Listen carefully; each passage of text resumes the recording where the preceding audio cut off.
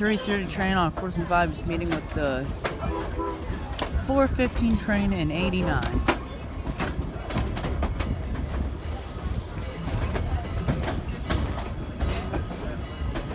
Unfortunately, we did not see 665 today. It's running over an hour late.